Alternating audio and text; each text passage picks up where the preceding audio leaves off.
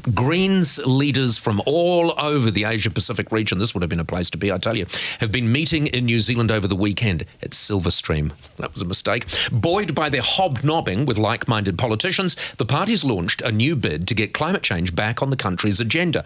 It wants every new law to be put to a climate change test to measure what impact it'll have on the environment. Joining me now is Green MP Julie Anne Genter. Julie Anne, good morning to you. Good morning. You only went for half the conference. You could only even stomach half. No, I wish I could have been there longer. But do you really? Yes. Do you really? Yeah. No, it was fantastic. It was really interesting. Really? It was really fascinating meeting people from all over Asia Pacific. It's interesting that we're talking about it, trying to bring climate change back on the agenda. You would think if things are indeed getting worse and worse and worse, that it would be uppermost in people's minds. But it really isn't. It is taking very much a back seat, isn't it? But I think it's really the responsibility of government. I think most people who voted for John Key expect that the government is looking out for the long-term interests and making sure that we're going to be ready for climate change.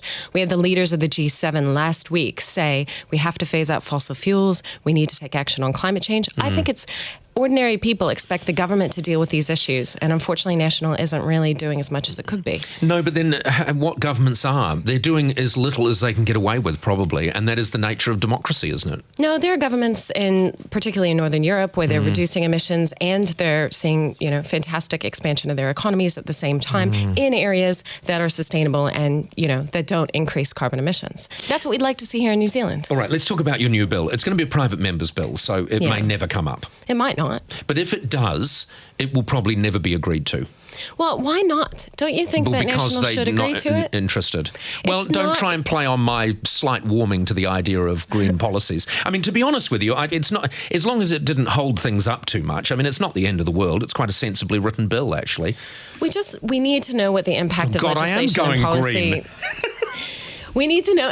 Everybody is, because we want our kids and our grandkids to have good lives and clean air, clean water, stable climate. It's common sense, right? And we need to know if the legislation we're passing is taking us in that direction or in a different direction. I met with Business New Zealand last week, and they said that what was most important for their members wasn't so much avoiding the costs, because inevitably we're going to have to transition to a low carbon economy at some point. It was the lack of certainty. And so what the Greens are saying here is, shouldn't we have some policy certainty?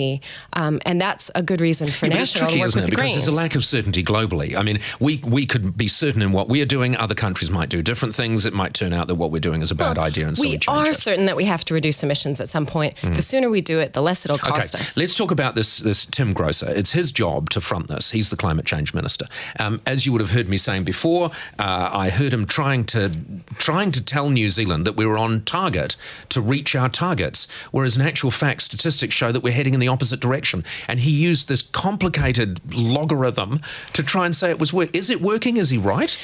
He's not right. Well, I mean, our emissions are increasing. That's the simple answer, Paul. And the reason why he says... So how can we reach our target if our emissions are increasing? Well, we can't. And that's what we're saying. We're saying we can. We need a plan to reduce our emissions. And that's what the Parliamentary Commissioner for the Environment said. That's what Business New Zealand is saying.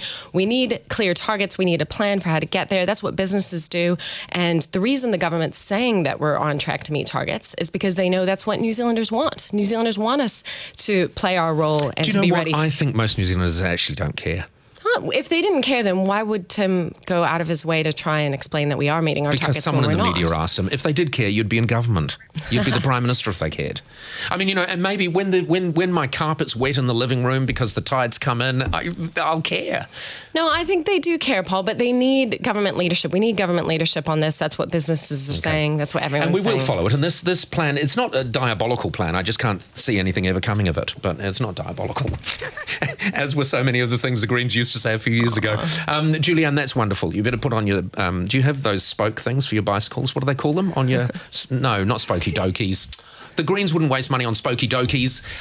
Those things on your trousers. Well, you've got a dress, so you don't need them. What are they? Bicycle clips. Clips, yeah. That wasn't hard. Clips is probably... Do you have those? I usually wear dresses, so it's not an issue. All right, Julie Anne, thank you very much for joining us. Paul. Lovely. It's